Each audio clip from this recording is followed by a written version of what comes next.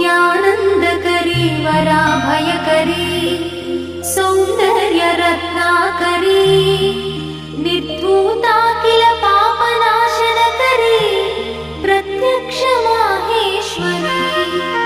प्राणेयाचलवंशपावनकरी